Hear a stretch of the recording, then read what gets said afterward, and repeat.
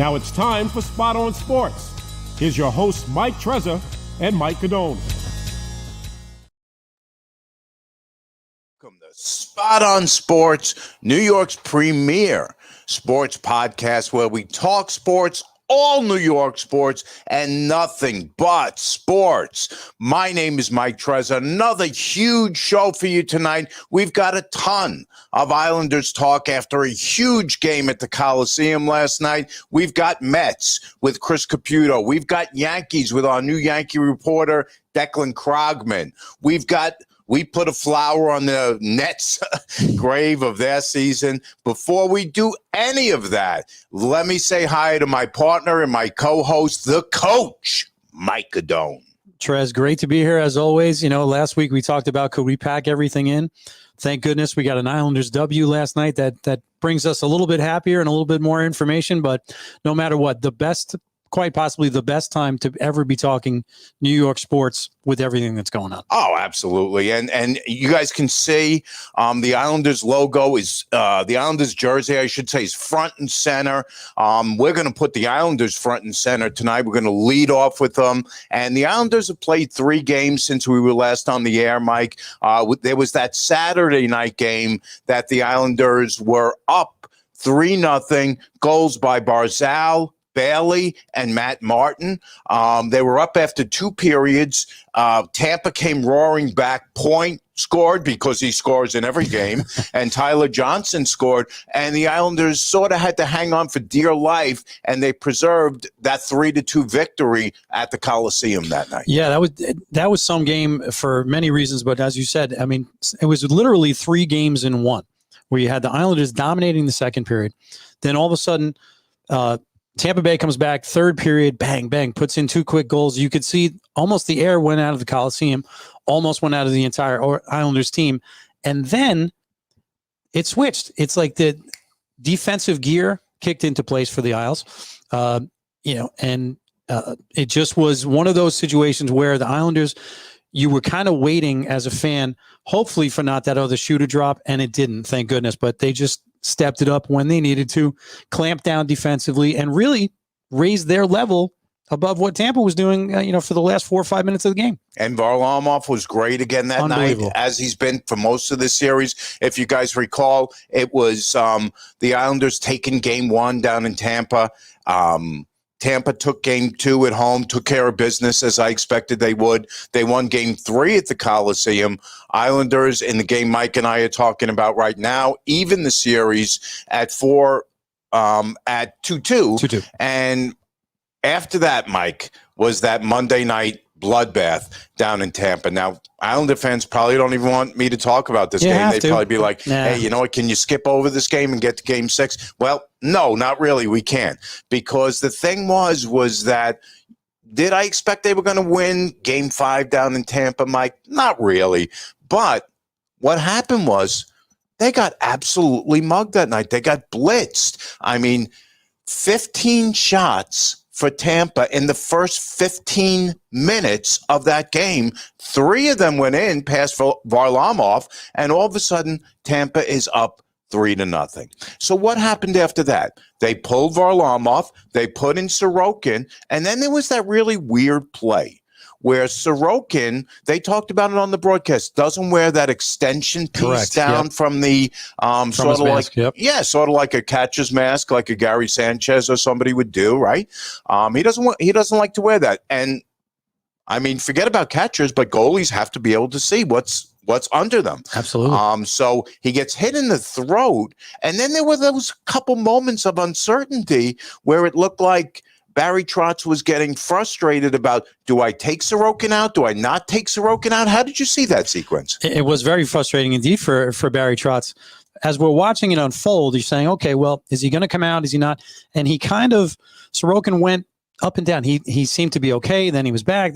Then finally, Varlamov stands up on the bench, and Barry Trotz looking down. He's pulling his mask down to say, all right, it's time to go. And then Sorokin waves him off. So it was kind of odd. Varlamov almost looked annoyed, and again, I just think it was just the tenor of the game at that point.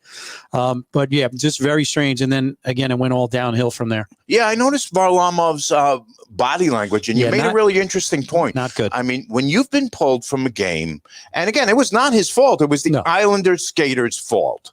I mean, Varlamov got blitzed 15 shots in 15 minutes. Mike, that's a block. That's a shot a minute. I mean, you're on pace for 60 over a 3-period game. So, but once you've been taken out, there's that sort of emotional letdown that, hey, I'm going to sit here and seethe. I'm ticked off with the way I played. I'm ticked off at my teammates for not playing well and for not backing me up. And now I've sort of emotionally checked out of this game, and you're unsure, kid, whether you're going to want me to come back in for you. Yeah, in the postgame, Barry Trotz spoke about that fact and said that no matter what, Sorokin, it was understood, and kind of the unwritten rule of pulling the goalie at that point, that he was going to finish the game no matter what happened. And he actually gave him credit in the post game for sticking with it and trying, playing hard, whatever, and giving up those 5 goals. But it was very odd. I think you hit it right on the head. Varlamov was ready just to sit on the bench, and I almost thought he was like, look, kid, short of losing an eye, you're finishing this game, so don't even look to the bench. Don't make me come back in there. It's almost like you driving with little kids in the car and saying, don't make me stop this car, kids. He's like, don't make me come back in this game, kids. That was a strange sequence. But what really I found interesting, Mike, is the second period has been the Islanders' period basically all postseason, Absolutely. Right? So you go down 3-0 and you say, hey, this is the part where we essentially, as I mentioned earlier, you got mugged. This is you walking through the park. 5 guys jump on you. They beat you up. They take your money. And they don't want to just take your money. They want your car keys, and they want you to tell them where the car is parked. But that's what happened to Varlamov that night. So, but what made it interesting was when the second period started, the Islanders were really buzzing around and looked like they had several really, really good chances to at least shorten that lead. Hit the post twice, and they were buzzing. It was almost as if when that second shot hit the post and they went, no matter what, it's not going to be our night. Yeah. And so the thing is that what happened was they took 3 really stupid penalties in a row. Right. And during the first one of the 3 was that play we referred to earlier where Sorokin got hurt. Right after that, he gives up a power play goal. Now it's 4-0. Yeah. And you could feel, I mean, you didn't feel the air go out of the building because you're in Tampa, but you felt the air and the energy go out of the Islanders' balloon. And it was just, it was tough to watch after that. Tampa is so good defensively. I mean, coming back from 3 goals is almost impossible. Once that 4th one went in, which you just mentioned, 4, they were like, listen, we have no shot. And Tampa was not going to let up. They're like, fine, you know what? You're going to give it to us. We're just going to keep pounding you. Exactly. So, the Islanders, listen, they kind of gave up in that game. The one interesting thing that happened the rest of the way was basically after it was 8-0, here comes Matt Barzal. All right. Now, this guy talks some crap to you, Mike. He's up 8-0. He's allowed to talk crap. Right. All right. So here comes Barzal, and he basically, okay, I get it. This is out of character for Matt Barzal. He's not a dirty player. But he comes up, and he gives the guy the butt end of his stick in the face. And I thought that I said, hey, listen, we have to put everything into the context of the game. This is not a 2-1 game where you and I are in the corner and we're kind of jostling for position and you get the stick up and you catch me in the face. All right, that's cool. Right. But you could see Barzal taking a run at this guy. And I got to be honest with you, Mike, and my Islander fan friends can get mad at me. You guys can get mad at me if you want. But you know what, though? We're not doing a pep rally here. We're doing a talk show, and I have to say what I say. What I saw, I thought that was a really dirty hit, and I thought Matt Barzal should have been suspended for Game 6. What about you? Well, everybody held their breath to see if he was going to be suspended. I mean, he got the biggest fine you can get for a hit like that, $5,000. I mean, yeah, exactly. That's pocket change. That's tip money. No, exactly. And I get where you're going. I think the one thing, believe it or not, that prevented him from getting suspended, when they went down on the ice, you can see, if you replay it, Barzal kind of started to jump on him a little bit and kind of give him a little elbow to the back of the head. And then it's almost like something clicked in him and said, you know what? I better just back off. Yeah, but this is after you gave the guy the butt end of your stick in the face. Barry Trotz all season has been on Barzal about maturity. and about being a leader and everything else. I think he's still figuring it out. I'm not giving him a pass. Listen, if I'm a Tampa Bay supporter, I'm begging for him to be suspended, because you saw then in the next game, which we're going to get to, when he started to fly around the ice, he was the difference. Didn't score a goal, but 2 assists. And as he goes, so go the Islanders. Oh, there's no question. And the thing is, Mike, but here's what bothered me about it. Okay. When you talk to fans of the NFL, of the NHL, like my friends that tune into this podcast that are big Islander guys, much, much bigger than I or you, they give you this stuff about, well, you know what? You watch the NFL where if you land near Tom Brady's feet, you're getting a 15-yard flag for roughing the passer.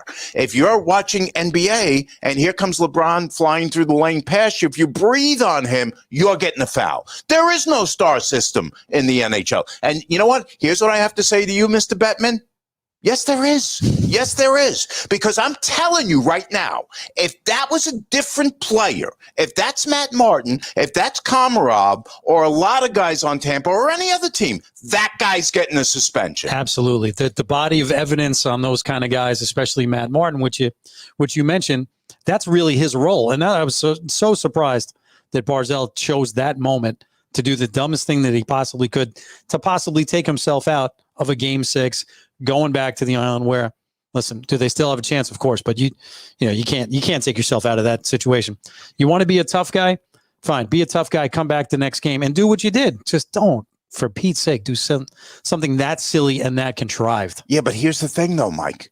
That's not his role on that absolutely team. Not. Later on in that game, Casey Cizikas got cross-checked in the back. And here comes Matt Martin. He's going to come over, and he's going to clean up for his buddy. And I expect that from Matt Martin. And that guy deserved to have Matt Martin get in his face. That's Matt Martin's job. Right. If you're Matt Barzal, your job is to go score goals. You know what? It's 8-0. Can you please put one in the basket and get the goose egg off the board? Right. Maybe at 4-0, you want to act tough. I mean, 8-0. Come on, 8-0. So listen, I'm an Islander fan the same as you. So did I appreciate the 2 assists from Matt Barzal last night? Yes. But did I think that, honestly, if we're going to say what's right here, again, we're not doing a pom-pom party here, folks. We're not doing a pep rally. We're doing a talk show. We have to say what's right. I thought Matt should have been suspended for Game 6. And I'd love to fight you on it because it would make good video and radio here right now, but you're right.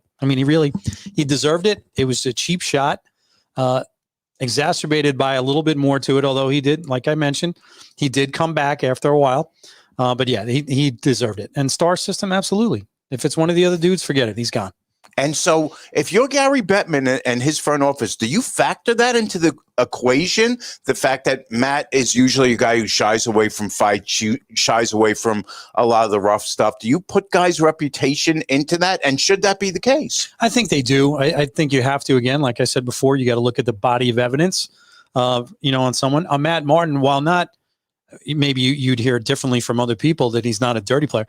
He, to me, is somewhat of a throwback to days gone by. Everybody needs an enforcer on their team, but he can skate. He can play. He's not someone who's just going to go and start fights for the sake of starting fights. He'll do it if necessary, and he's the guy to go to, but he's an energy guy on the line.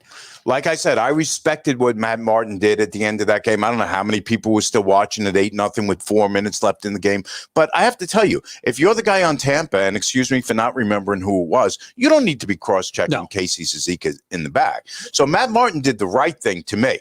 The whole reason they probably did that was to see who more on the Islanders can we stir up here and maybe get them. Maybe we can get rid of Martin for the next game.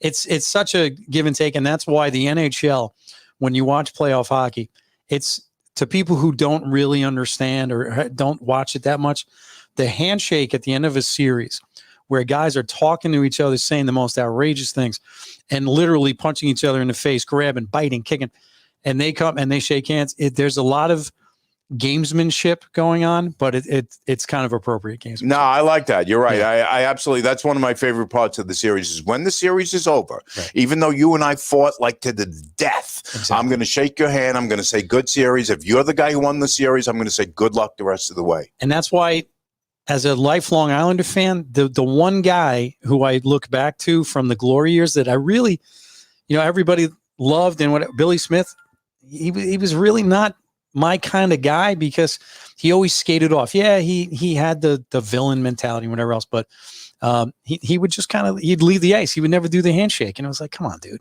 Yeah, that's not right. Yeah. And if you notice, I don't want to give you more ammunition, and we're going to get into this later.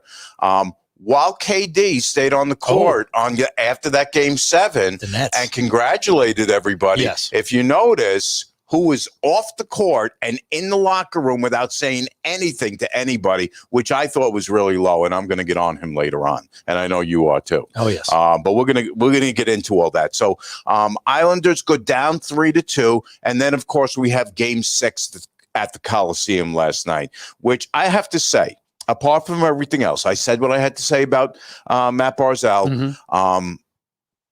And to your point earlier, Islander fans were holding their breath, waiting to find out if he was going to be suspended. And if he had been, I mean, honestly, that would have been too bad on him. It would have been too bad on the Islanders. But I have to say, the Islanders as a team last night showed a ton of guts, a ton of grit, Mike, being down 2-0 in that game on home ice and coming back and scoring 2 goals to tie it, and then just a minute or two, couple minutes into the overtime, the game winner from our buddy Beauvillier. Absolutely. You can mention about raising your level, as I said before, in Game 4 and then or Game 5. I'm sorry, and it just is.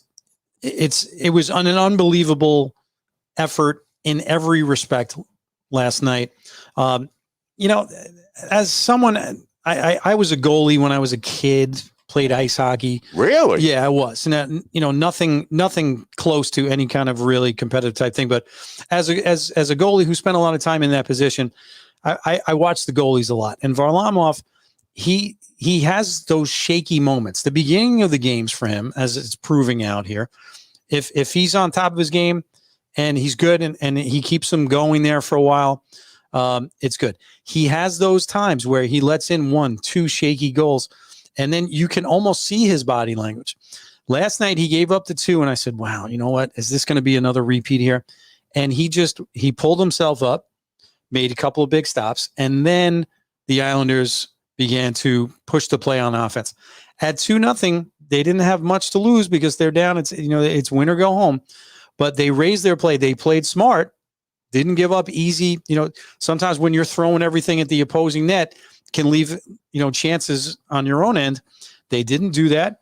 Barzal, to his credit, was flying around, 2 assists there. Scott Mayfield's goal, though. Oh my goodness. I mean, fantastic. They said it on NBC. You could not have come up with a more perfect shot.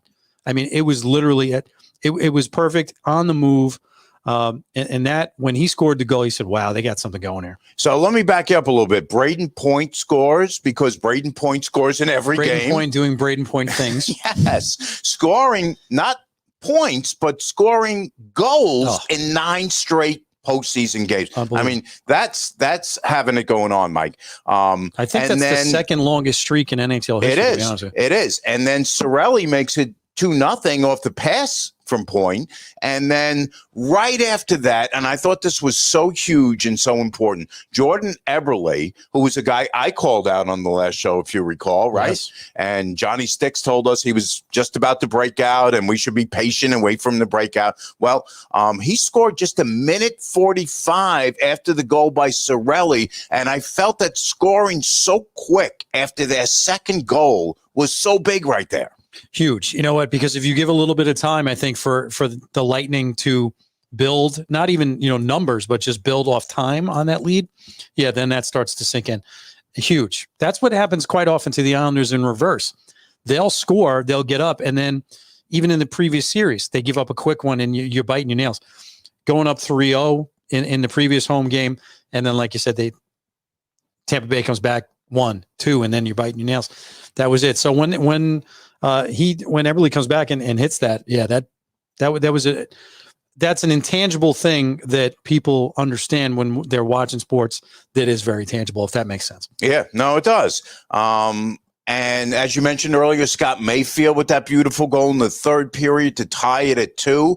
And I said to myself, well, you know what? I have a really good feeling about this. I think they're going to get it done in overtime. It may take half the night, but I think they'll get it done. And so I go inside to get a drink. I come back out, and Beauvillier had already scored. I mean, it was the first shot of overtime. He scores, and he brings down the house, kind of literally, which sets up a Game 7 down in Tampa. So great job by the Islanders last night. Again, an elimination game in your building. You're down 2-0. You come back and score 2 in a row to tie it in the third period. And then you don't waste a lot of time in overtime. You go right in for the kill, and Beauvillier gets the goal.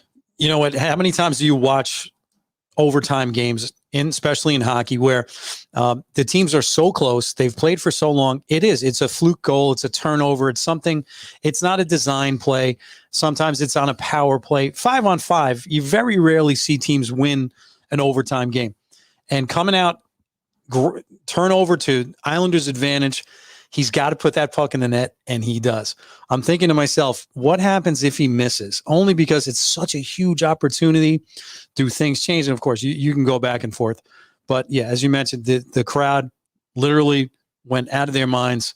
A great moment, an all-time top 10 game in the history of that building. Yeah, no question. And so, now we set up a Game 7, which is tomorrow night, Friday night, down in Tampa. Islanders won, as I mentioned earlier, that first game down in Tampa. But after that, Mike, they've had a really rough ride down in Tampa. What are you looking forward to about this game? Well, the Islanders 27-7-3 at home this year. 27-7-3. I did not realize that. And I didn't even pull that off my laptop. I promise. I got that on the way. You can if you like. I got that on the way. And no, I give credit. No, it's got to be. It's got to be. Obviously, can't give up a quick goal. Have to match the intensity, which I'm sure they will. My biggest thing, and I think if we had Johnny Sticks here tonight, he would say the same thing. You can't give up any silly penalties early in the game. And how important, Mike, is it for the Islanders to jump on top and try to take that Tampa crowd out of it a little bit at the outset? Butch Goring spoke to this earlier on in the series as well, and he was saying that they needed to come back on the road. That first goal is important. Anything first run in a Game 7 in baseball. First, basketball is differently, but first goal, especially on the road, huge, because they're not going to get any kind of fan support, obviously, nor should they. And that's why Tampa Bay is home. They've earned the right to have that Game 7. But yeah, that you just have to play smart, and it can't be a quick goal here, a quick goal there. They're human. It's going to get it back into their mind. Oh, here we go again. And coming back from a goal or two down at home, way different than on the road in a Game 7. Two things for you and me to keep an eye on setting up this Game 7, Mike. One is whether Nikita Kucherov, I was going to say Nikita Khrushchev, close enough. Not him. Nikita Kucherov is going to play for Tampa. He left the game injured.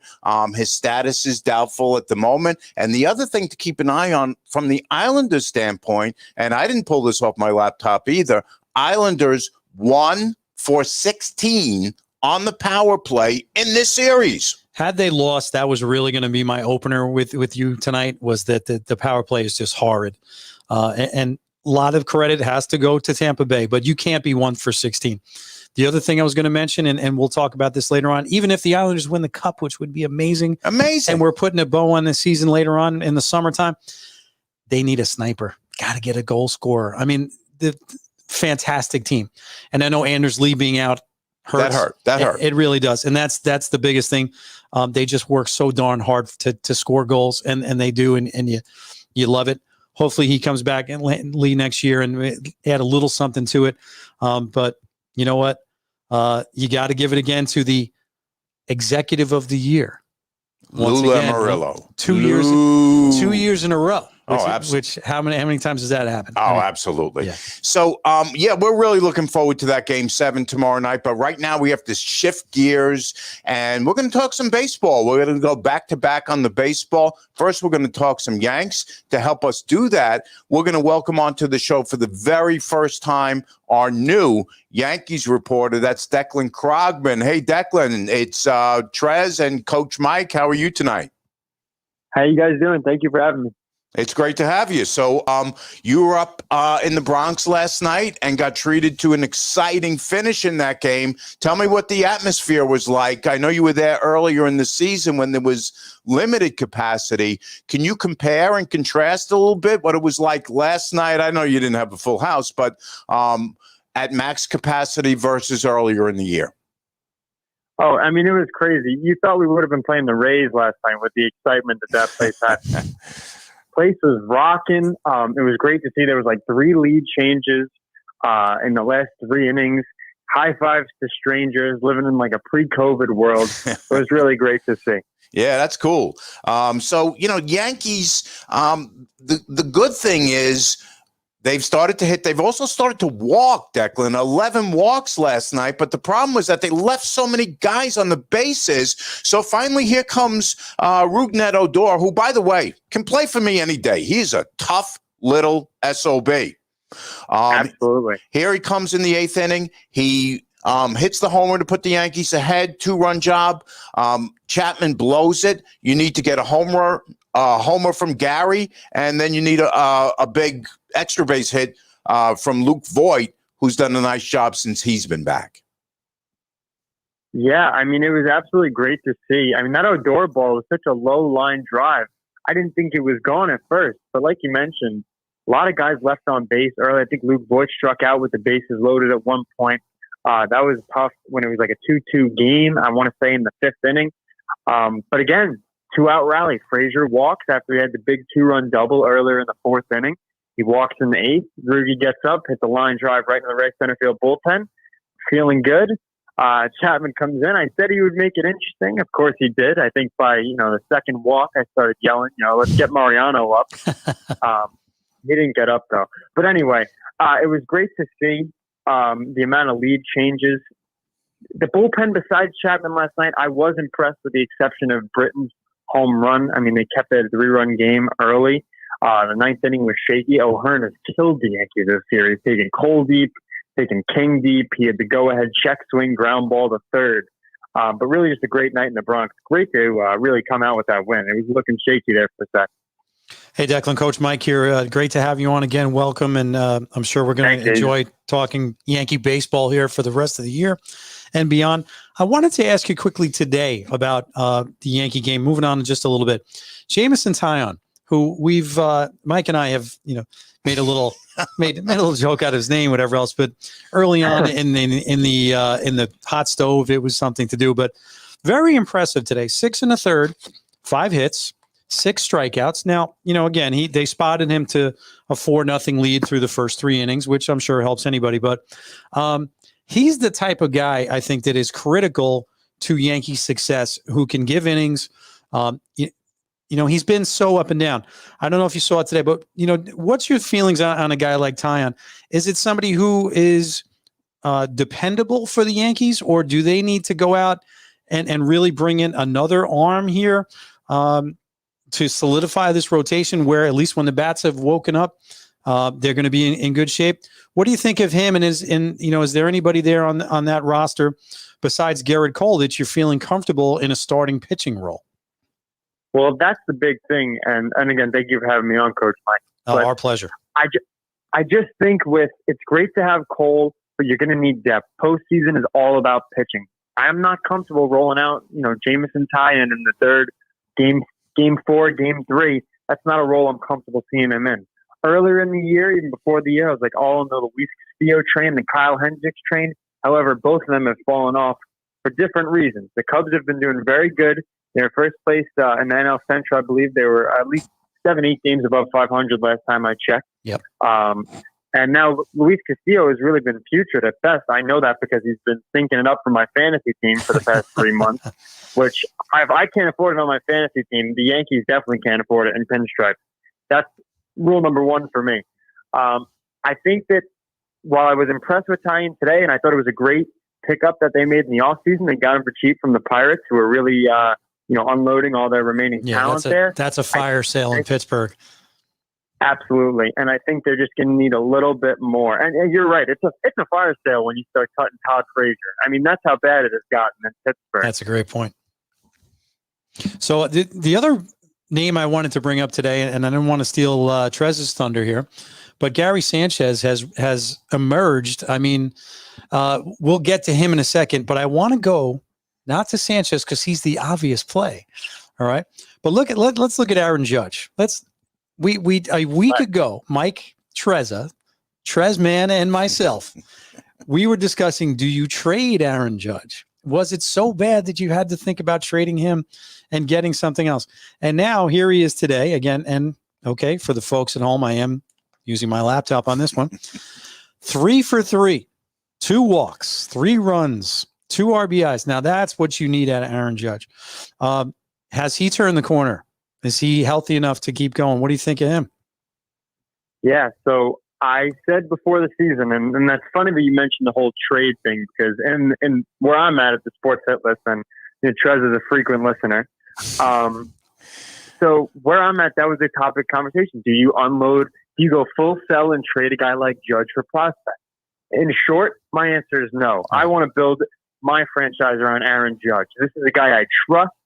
So far, the whole thing with his career is, can this guy stay healthy? Well, I'm happy to report that he's leading the team in games played so far. He's missed 4 games on the season, which is kind of insane because I thought that we were going to start getting into load management territory with him and Stanton in the middle of the lineup taking days off. And while Judge has had to play center field some games because Brett Gardner has been so god-awful, Declan. Oh, my. I think it's not his last year with the team, maybe his last year in the league. I mean, it's great to see Brett. He's the only guy from that remaining 09 team. But it was something exciting to see 6'7", 280-pound Aaron Judge out in center field in person last night. I mean, Brett Gardner and him had a conversation, I think, during, in between pitches, or in between pitching changes, out in right center when Judge moved to right and Gardner went to center. It looked like a father and son were having a conversation. I mean, it was unbelievable. But as far to answer your question, Coach Mike, Aaron Judge is a guy I believe in. Right now, I mean, he's quietly having almost an MVP caliber season. He's hitting 286 with 16 home runs, 38 ribbies, and almost 900. I believe it's 898 OPS. So right now, he has been their most reliable player. And it's been nice to see. He went deep again today. He needed it after a poor showing last night. But it's been nice to see him get back on the horse. Yeah, Gio Urshela, Declan, now hurt, got hit with a pitch the other night. People love these alphanumeric nicknames like, CP3. I want to call him G3P because as long as you have Gio, you got a chance of a triple play, 3 of which the Yankees have pulled off this year. I think that's actually great. And he started, I want to say, at least 2 of them. Yeah, I actually think he might have. No, actually, the other one was Michael King, and King himself started it on a ball hit back to him. But thanks to Mike Guidone for leaving this question for me. And as much as I hate to go John Sterling on you, Gary, once again, is scary. I mean, he is on some tear right now. Yankee fans like me wanted to run him out of town on a rail. And we keep hearing this thing, Declan, about it's been a very simple adjustment. Cone has talked about this quite a bit over the last few nights, which was a smaller, lower leg kick for Gary. So 2 questions about that. Number 1, if it was such a simple fix, why did it take so long? And number 2, if it is such a simple fix, why can't we do that for Glaber too? Yeah, that's a great question. It's been nice to see Gary making adjustments. I mean, seriously, 8 home runs in his last 23 games. He's the go-ahead pinch hit home run against the Blue Jays, Cole's last start prior to the Kansas City one.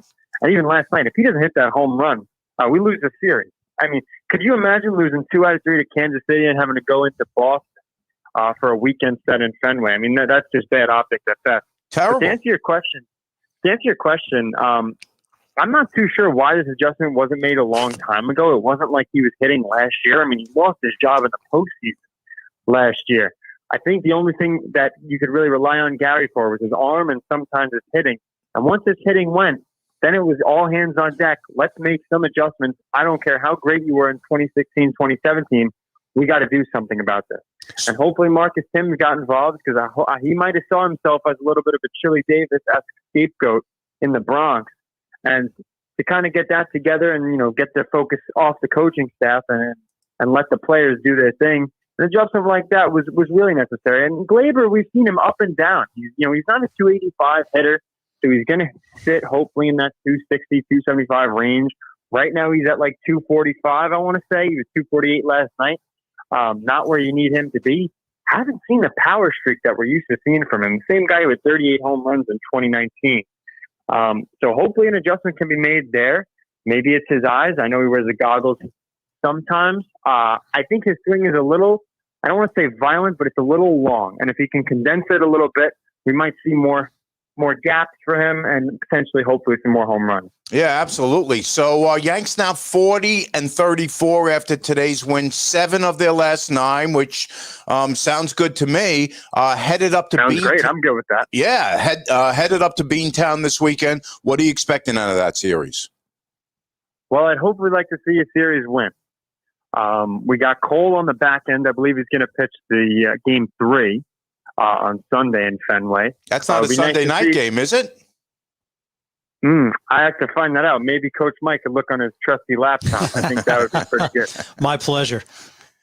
We could find that out. I hope it is Sunday night baseball in Fenway. That would be awesome. They love putting the Yanks in the Sox on Sunday night, Declan. Yeah, absolutely. Hopefully Evaldi doesn't go and strike out 11 guys against us in one of these games because he's usually due to get back at us. But yeah, as far as what I expect, the Red Sox are a sneaky good team. A lot of guys wrote them off, especially after they got swept by the Orioles. I was happy to write them off. This is the first week of the season. But this is a team. I love that at the top of the lineup, they got Verdugo. I think he's a really solid piece. Nice hitter. Doesn't have a big leg kick. He'll talk about his toe tap to just about any fan in the stadium. He's gone viral for doing that. He's a great player. Xander Bogaerts has been excellent this year. Rafael Devers at the hot corner has also been excellent. I really like to see what they're doing in those 2 really important positions in the infield. Especially, now you don't have Mookie Betts. You got rid of Ben Attendee. But this offense is still firing on all cylinders, and they got a shot at a playoff push. So it'll be it's very nice to see, and it's a very important series, probably more for the Yankees. It would be very nice to see them come out of Beantown with a win this weekend. Yeah, I'm looking forward to some revenge for Boston coming into our stadium and sweeping us a couple weeks ago. I didn't expect they were going to be really much this year. And as you said, they've been the surprise of the American League East this year. I thought it was going to be us and Tampa Bay and maybe Toronto mixed in there. But I expected Boston to be nowhere this year. Yeah, they really came out of nowhere. I wasn't in love with their pitching. I definitely didn't like their bullpen. But Matt Barnes has been pretty reliable out of the pen for them, taking over for that Craig Kimbrell hole with a big void that was left after he kind of fell off after that 2019-2018 season around that range. But yeah, they've been. I got to give them their flowers. They've definitely gotten where they need to be and kind of exceeded the expectations early so far throughout the first half of the season. Hey, Declan, fantastic job. We really loved having you on. We'll talk to you next week. Good job. And let's go Yanks this weekend, okay? Thank you, guys. Sounds good. Great, Declan. Right. And just for the record, the game Sunday, it's a 1:10 start. Well, that's what they say right now. They always tell me that, and then they come back and say something else later on. Mike, come on. You can always count on terrible marketing for Major League Baseball. Oh, they're the worst. They're the worst. Take care, guys. Thanks, so Declan. Much. Thanks, Deck.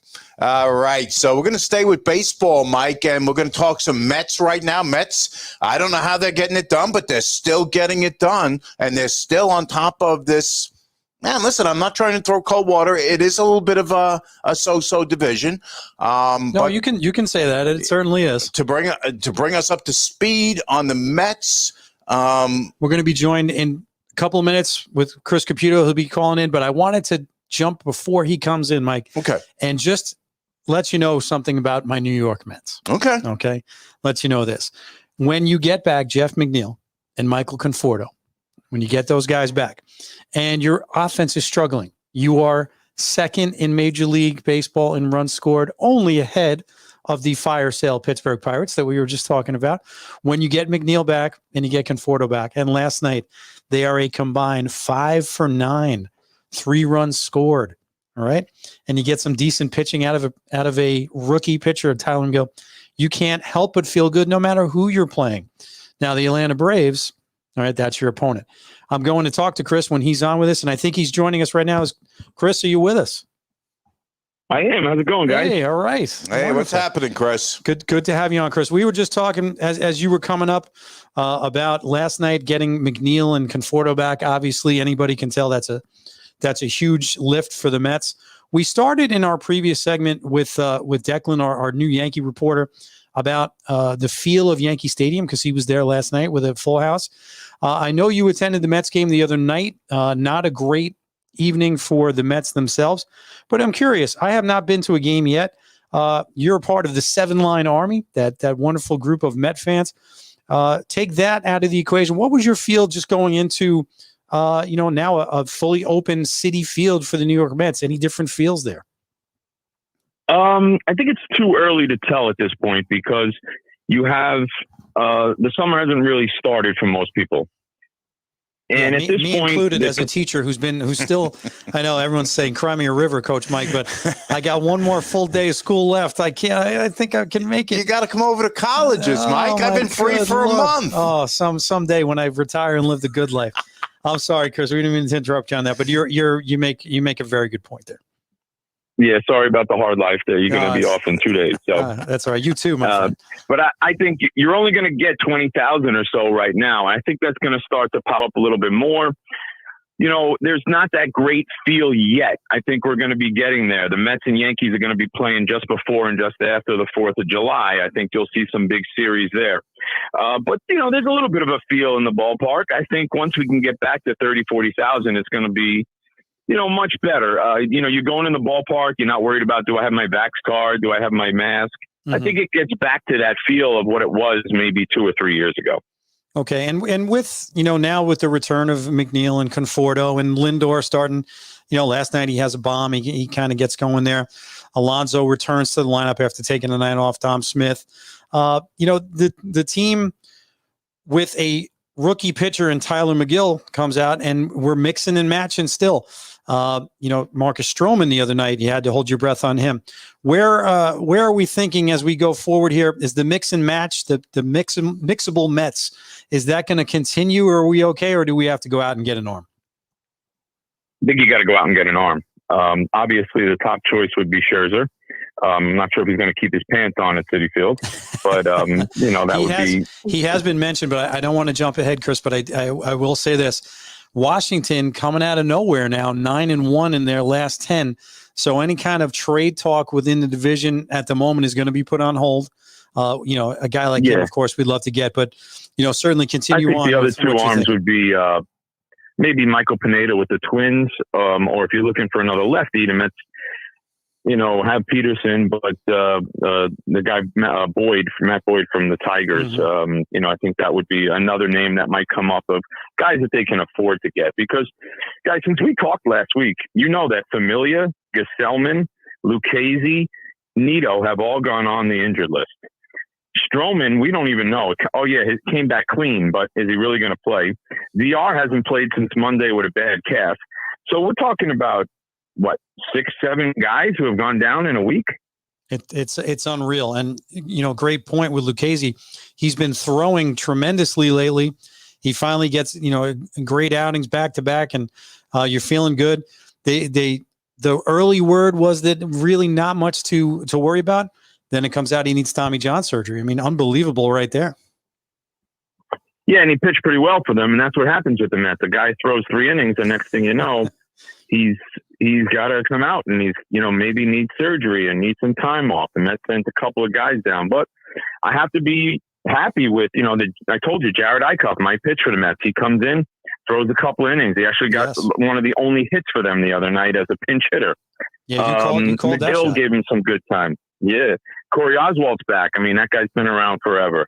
They picked up in a trade this guy Robert Stock. I mean, there's just guys that they just keep plugging in. But here's the thing. We're going to talk about it till the cows come home.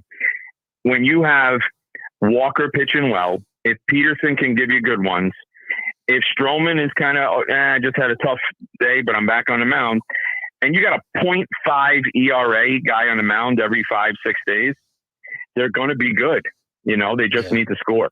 So you guys host Philly this weekend, Chris, and then a quick trip down to Atlanta in the middle of the week before that series that you guys go up to the Bronx that you mentioned. Obviously, we're going to get more into that series next time we have you on. But in the meantime, you guys take on basically your two closest division rivals this week. So what are you expecting out of those series? I hope everybody's having a nice dinner today because this is the Mets' last day off until the All-Star break. 18 games in 17 days. And this is huge coming up. You got 4 games with the Phillies. I feel good in most of those starts because you're going to have guys like DeGrom throwing and Peterson throwing and Walker throwing. So I think you'll be okay, but I can't watch. I mean, they've gotten shut out twice since we've talked. They've got a couple of games where they just can't get runs in. You know, the Mets have 7 sacrifice flies this year. Wow, that's low. The lowest by any team in the majors by far. You're getting guys on third base. They can't hit ground balls. They can't hit fly balls. And these guys just strike out. And to me, what that comes down to is the big guys got to find a way. You got to get Alonso. You got to get Lindor. You got to get McNeil to put a bat on a ball. Guys on third base got to construct the runs. Hey, I wanted to follow up with something we discussed with you last time you were on, Chris, and that's the kid Anderson, the one that you coached when he was much younger. He came in and threw a really good game. I'm thinking that's got to be some mixed emotions because you, as a guy who coached the kid, want to root for the kid, but when he's coming in and completely shutting down your team, that can't make you thrilled either.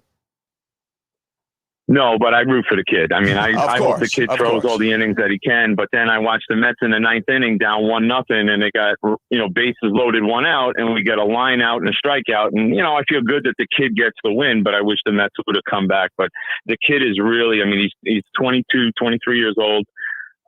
Pitched Game 7 of the NLCS last year.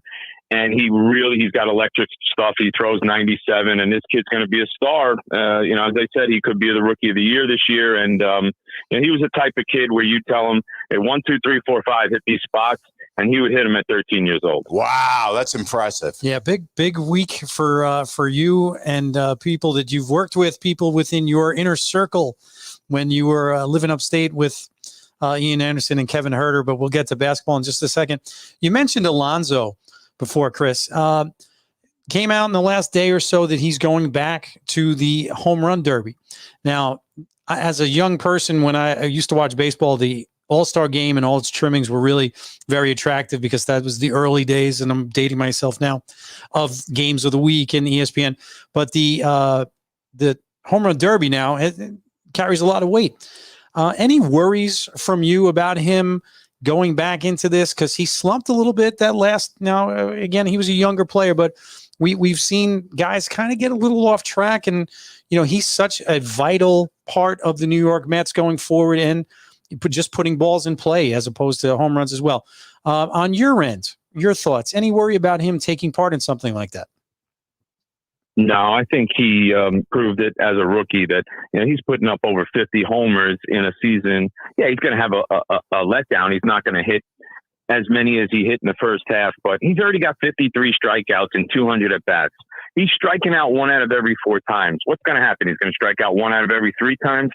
Let him have some fun. And for the most part, as you said, kids love that stuff. You got to get the big bats in there. If he opts out because he says, I might pull my left quad when I'm doing this, people are going to be upset. You want to see the big names in a slam dunk contest, the home run, contest. Those are the guys you want to see out there. So I want to see Alonso out there just as much as I want to see him in a regular All-Star game. It's funny. You and I very rarely disagree about anything. But I got to tell you, I'm nervous as heck about him having in this and going in this home run derby this year. And again, as a Met fan, it can always be the gloom and doom scenario that we always worry about. I generally am not like that. I'd like to just see him take this year and go, but God bless him. He wants to do it. It's good for the game. I can't fight you on that.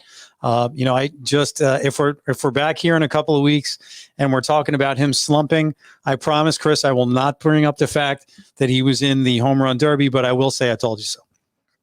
Well, let's just hope he loses in the first round then. Okay. All right. We'll agree. That we can agree on. What's the timetable on J.D. Davis, Chris? I know you had mentioned last week that you didn't want to see him at third base when he came back, but I'm looking at these batting averages on my screen here. J.D. Davis, 390. Nobody else on the team really above 250 out of the regulars.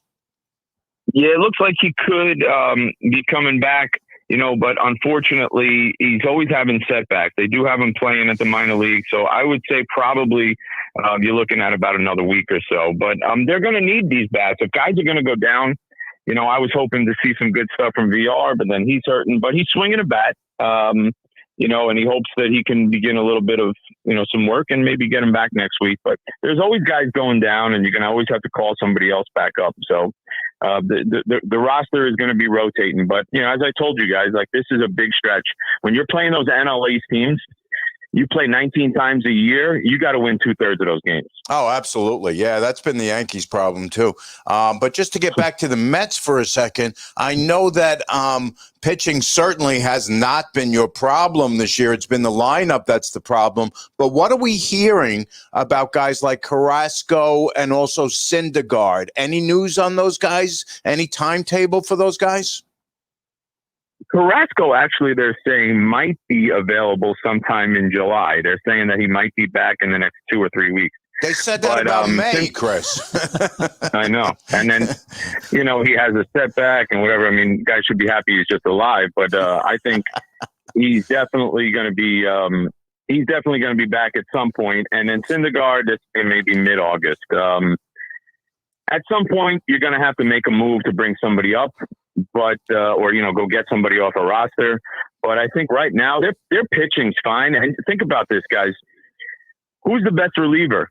I mean, you guys asked me last week, but who about one of the guys? But who's the best reliever on their team? It's Edwin Diaz. Yeah, he gave you 5 outs last night. Oh, no question. And Aaron Luke gave you 3 innings tonight. I mean, they got some guys out of the bullpen that could give you some good time. And if you could get the starters going and you could give me an inning out of Lugo, an inning out of Loop, and get to Diaz, that's good. But as I told you guys, they're really good when they score first. And when they don't score, it's like, here comes a 0 tonight. Yeah, thank goodness bullpen-wise, we're not sending out the bat signal for Dylan Betances this year. Good Lord, but that's another story. The last guy, Chris, he's coming back soon. Oh, please, let's let him hang out in Brooklyn and the Bronx, baby. Oh, good Lord, any former Yankees as Mets is just never seems to work out for us. Anyhow, last question for you, Chris, about players individually. Brandon Nimmo. Yet another name of the Witness Protection Program, New York Mets, who we haven't seen in a while. Any word on Nimmo? And, again, offense is what we're looking at here. And is his bat anywhere near the lineup soon? I'm not sure. I mean, every time I hear Nimmo's name come up, I think, oh, he's ready. I see him sitting on a bench, and it says, oh, progressing or whatever. I mean, the last they say is he could return sometime during the next road trip. Maybe sometime next week. But I just worry about all the different injuries he's had. He's had some neck injuries, some hand injuries, and I worry about rushing those guys back. Remember that movie, Chris, Finding Nemo? Well, the sequel is going to be Finding Nemo. Anyway, Chris, fantastic job. We appreciate you. We'll have you on again next Thursday, and we'll talk some Yankee Met at that time. And so thanks again. Let's go Mets. All right, guys. This has been unbelievable. Last night, I was glued to the TV at 10:30 watching the Hawks, the Mets, the Islanders, and the Yankees all at the same time. I mean, you guys could not have predicted a better lineup.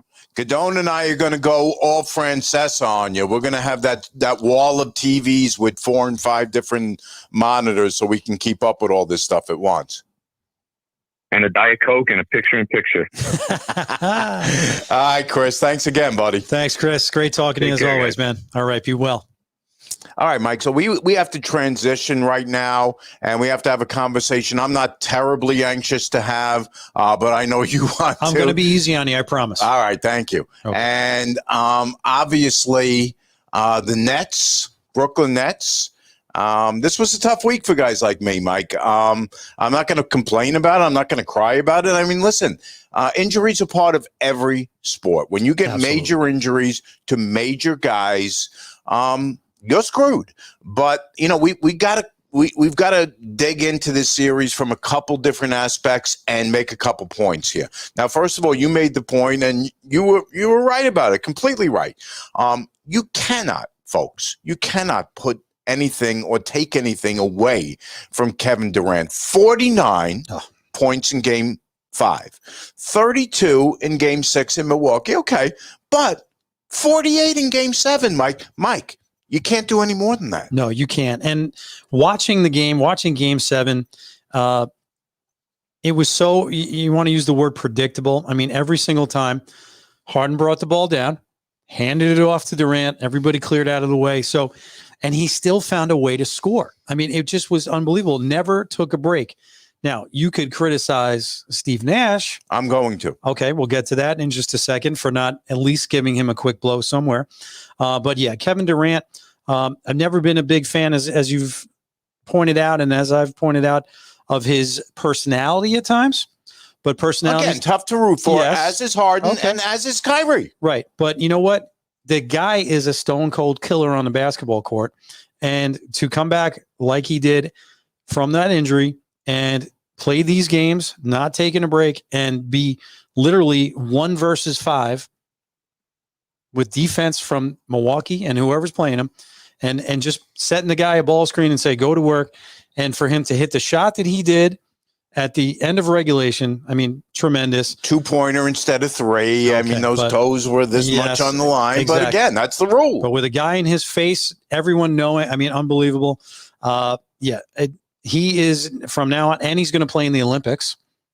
Big. I don't know if you're probably not happy about that, but okay. But look, they don't do anything for the Olympics. Doesn't do anything, right? But he's not taking time off. He's not going back to rest. You can't fault him at this point, no matter what. And Mike, we hear this stuff, and it's so annoying to me. I have to be honest with you. Oh, who can be Batman? Who can be Robin? I've never heard grown men who want to obsess about Marvel. Hey, folks, I'm not 12. I don't read comic books anymore. I don't care who's Batman and who's Robin. Stop it with that nonsense already, please. Giannis, I don't like Giannis, but I have to give him his credit. 40 points in Game 7. Giannis showed up on the road in a Game 7 where this guy had a reputation for not being clutch, and he got it done on the road against supposedly compromised, yes, but a team of superstars nonetheless. I don't like Giannis's game, and what I don't like about it, and I mentioned this to you when we spoke about the Knicks, Mike, bring this back to Julius Randle for a second. I don't like guys who, when I have the ball and I'm in the paint, I'm just going to shoulder you out of the way. To me, that's not basketball. That's an offensive foul. I'm not crying about calls, but Julius should have been called more often, and Giannis should have been called much more often in this series. No, I agree. And it sets the tone early on. If that call is made Game 1 and on, these guys, even though it's different officiating crews, they talk and they set the tone. They have their points of emphasis. And you go back to the Gary Bettman point before, the superstars. Giannis, he's everything to them now. Chris Middleton, we'll get to him in a second. I think he was by far, so much more impactful for the Bucks than a Harden was for the Nets. But of course, with Harden's injuries and everything else. But Giannis, he's their go-to guy. And 40, no matter how he's getting them and what he's doing in a closeout game on the road, shot the ball well, shot free, didn't shy away. He's a putrid free throw shooter. Putrid. I mean, unbelievable. That's my SAT word of the week. The crowd in Barclays was actually helping him by doing that count every time he got to the free throw line. Now, again, we could say something about guys supposed to take 10 seconds, and he was routinely taking 12 and 13 seconds. But again, they helped him get in a rhythm unwittingly, if you want to use an SAT word. Absolutely. Yeah. I mean, to get a putrid, as we said, free throw shooter in any kind of rhythm, it did. It worked. It worked to their disadvantage, Net fans. Not that the Barclays Center is some incredibly difficult place to play. I think it's still evolving as as Net fans become less corporate and more passionate about their team? More maniacal. Okay, I like that one too. There's another SAT word. Oh, more maniacal. But yeah, coming out on the road, no matter what, give Giannis, who you don't like, the props that you could. But Chris Middleton, he just hit big shot after big shot when they needed something else. The Nets could not match that. There was nobody. Brook Lopez actually made a big blunder at the end of the game, but you could see he was enjoying every minute sticking it to the Nets. You made a good point last time about the balance of scoring on the Bucks and the lack thereof for the Nets. So in Game 7, Middleton, 23 points, Holiday, 13 points. I mentioned Giannis earlier, 40 points in a Game 7 on the road. So again, give them their credit. Now, Mike, I want to come back and clean up something I got wrong last week. I got this wrong. So you know what? I'm not going to wait for you to check me. I'm going to come back and check myself. I said that Joe Harris shot 41% in the series. That was wrong. Okay. I was looking at his percentage in the postseason this year, which included the Boston series. And here's where we see, when we go inside the numbers, what the stark difference is. In the Boston series, 47% on field goals, 51 on three-point field goals. Those are Joe Harris's numbers. Okay. You look at Joe Harris against Milwaukee, 35% on field goals, and even worse from three, 33%. Yeah. So again, let me go back and clean that up and offer that as at least some sort of explanation why the Nets were unable to find any type of alternative offensively to Kevin Durant. Yeah, I mean, those numbers, and if you watched Joe Harris's body language, he actually became a buck. He was a deer in the headlights.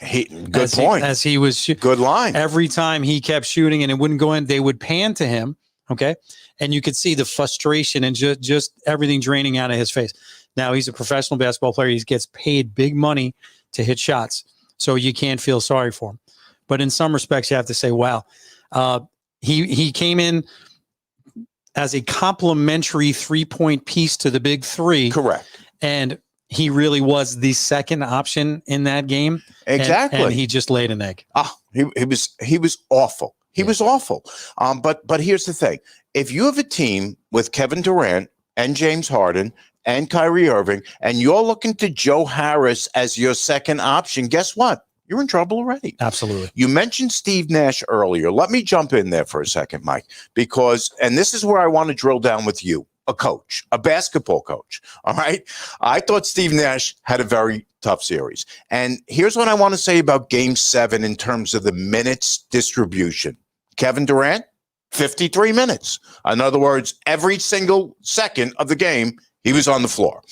Harden, 53 minutes. Every single second of the game, he was on the floor. Bruce Brown, who had been in and out, 52 minutes in that game. Joe Harris, and again, you brought up plus minus, right? Yep.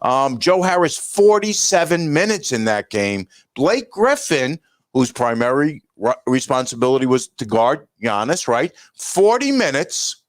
Landry Shamet, 7 minutes. Nick Claxton, 0 minutes. How about, and they had played Mike James earlier in the series as well and in the playoffs, who was doing a heck of a job. He didn't see the floor. But here's my thing, Mike. Blake Griffin was not really doing a great job guarding Giannis. No. You couldn't have gotten Nick Claxton off the bench for a couple minutes. And I'll tell you right now, I'll make you a guarantee right now, although I don't know how we would prove it.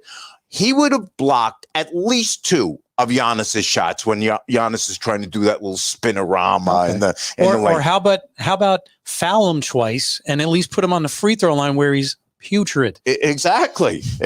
So I thought Steve, especially in Game 7, but all series long, I wanted to see Shamet get more minutes in place of Joe Harris. It didn't have to be a 50-50 split, but 47 minutes to 7 minutes, Mike, that's not good. No, and you know what? A rookie coach, no matter who it is, in a Game 7, I think you're at a disadvantage right away. Now, they have an amazing assistant coaching staff. And actually, they're losing today Ime Udoka, who is being pillaged by the Boston Celtics. Great hire. You know what? It's a shame because I think he would have been really the future of a net coaching. Now, you got to go with the name. I get it and whatever else, but he is one of the best young basketball minds, and I think he's going to do a great job in Boston.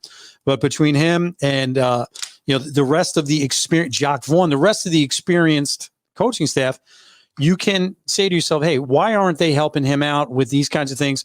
Talking it as someone, I've never been on that level, but I will tell you this: in those type of games, if you've never been there before as a coach, there is a learning curve, no matter who is in your ear, that you need to have. So as a first-year guy, I'm not surprised that he made some kind of iffy. Stunk. Let's say it the way it is. He stunk. Right, he stunk. Will he come back stronger than this? I would think so in the future, and he's going to look a lot better when everybody is healthy.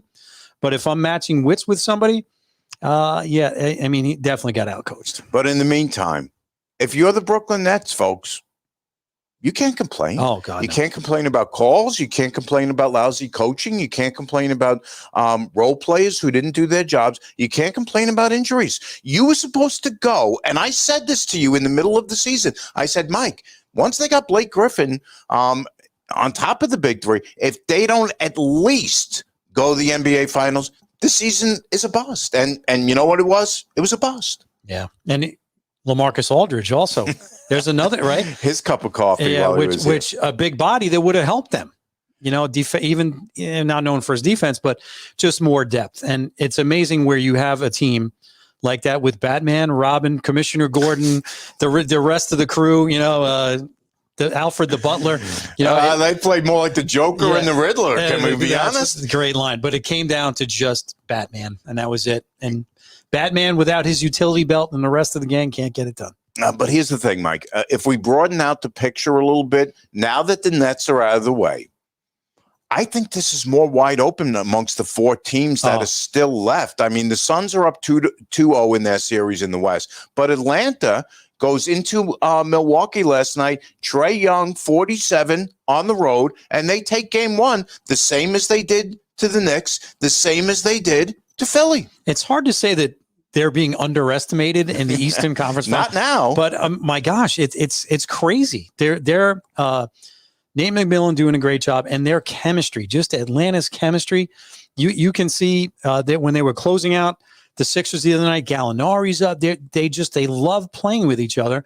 And I don't want to bring up the Sixers, but the Sixers, they looked like a rudderless ship, and they're throwing Ben Simmons under the bus after the game. I mean, I couldn't believe it that the criticism, even on his own team, that he was taking. Yeah, well, listen. Joel Embiid, come on, buddy. Listen, I know you're frustrated, but you can't say that it was the turning point when he gave the ball. Oh, my goodness. I know. You got to look yourself in the mirror. And so, I didn't really want to do a complete 360, Mike, and bring it back to the Islanders, but I really have to for just 1 minute. And, folks, I have to say this, okay? Mike's a Met fan. I'm a Yankee fan. That's great. We have a lot of fun with it. He's a Knicks fan. I'm a Nets fan. That's great. We have a lot of fun with it. The two teams that we both have in common, we're both New York Giant football fans, which we haven't talked about the Giants at all. Because I'm getting excited about that. Yeah, because of the time that we started. We started at the end of January. The Giants were already out of it. We've spent less time on them on this show. But the other team we have in common is the New York Islanders, okay? We're both Long Island guys through and through. So please, folks, don't take this the wrong way, but I have to bring this up. At the end of that game last night, you cannot be throwing beer cans onto the ice. That you can't do that, folks. I'll tell you something right now, Mike, and I don't mean to sound self-righteous, okay? When I saw that crowd at the Coliseum on that one game where the young woman's microphone was having issues, and they all stood up and they sang the national anthem, I thought that was such a cool moment. I was proud to be an Islanders fan, proud to be a Long Islander, and I don't mean to sound corny, but I'll tell you something right now, folks. go into a sporting event and your team scores in overtime, I don't care if it's the last game at the Coliseum. I don't care what game it is. And you're standing there throwing stuff on the ice. That does not make you a passionate fan. It makes you a moron. Great point, Mike. And you know what? Watching that last night, the last thing I did was hit the closeout on my device that I was watching the game before they even were all off the ice, because I was so embarrassed by being an Islander fan at that moment. That was an embarrassment. And I'm thinking to myself, you know what? If that is in fact the last game at the Coliseum, which high probability that it might be, my last moment and thought process is going to be, bad job by the fans, and I had to turn the game off. And, here's the other thing that bothered me, Mike. Here's Anthony Beauvillier, who scored, as we mentioned earlier, on the first shot of overtime. Yep. And Beauvillier, I want to hear from him. Makes light of it. Well, I don't care about that, but I want to hear from him as a fan. And here he is, afraid to go onto the ice because people in his own home building are pelting him with beer cans. Disgusting. That's not right. No, and I don't know if it's a reaction to it or not, but there is no watch party for Game 7 at Nassau Coliseum. All right. For two reasons, I would think. Number one, obviously the fact, due to last night, you know what? I don't want to sound like a kindergarten teacher, but they don't deserve it, right? Does the fan base deserve that? No. Secondly, though, let's say the Islanders lose. Can you imagine what's going on out of that building as people are leaving, trying to grab a souvenir? Yeah, that's seat, true. Right? That's true. Apparently, they had extra security on last night for that scenario, possibly. Now, it's a little different because the place has been redone and it's not like it's imploding. But if the fans that did that last night had, after a win, the ability to do that, what are they going to do after a loss? And you know what's funny, Mike? And this is what bothers me. I'm on a friend's Facebook page this morning, and he brings it up. So I get into this discussion with this guy, this friend of his, this idiot. And the guy says, well, they were excited. Oh, come on. Well, wait a minute. Aren't you a grown-up? When you're excited, you have no ability to control yourself. So if you and I played tennis 20 times, Mike, and I was able actually to beat you once, okay? And I hop over the net because I'm so excited, and you think I'm coming to shake your hand, and I punch you in the face. And then as I explain it, I say, well, you know what, Mike? I was excited, so that justifies it. No excuse. I mean, come on. And it's not even like the Red Wings, they would throw the octopus right in, which, or hats, whatever, which as I'm watching this, I'm going, is that actually beer cans? Is that what it was? Yeah. Yeah, that's what it was. And I read some things on some Islander blogs this morning as well, that they were getting on, Islander fans getting on the NBC announcers. I mean, getting on the NBC announcers, I thought they were actually being more complimentary than they should have been. They downplayed it for sure, probably because they were as embarrassed as you were and I was. Yeah, so you can't defend them. That's going to do it for us, folks, for this edition of Spot on Sports. We're here at Format Studio in Deer Park. It's a great, great facility. We're thrilled to be part of the J12 family of podcasts. My friend Ray will be debuting. We'll promo his show next week. Our theme music, Spot On, is by Scott Daly. Our logo art is by Valerie Hanatic, the Jets fanatic. Our voiceover guy is the amazing Archie Snowden. I forgot to mention you last time, Archie. I apologize. Our engineer extraordinaire is the incomparable Michael Anthony. Thanks, Chris Caputo, for hopping on with us. Thanks, Declan Krogman, our new Yankee reporter, for hopping on with us. For Mike Guidone, this is Mike Trezza. And I've got to say this, folks. Stay classy, New York. Stay classy, Long Island. We'll see you next time on Spot on Sports.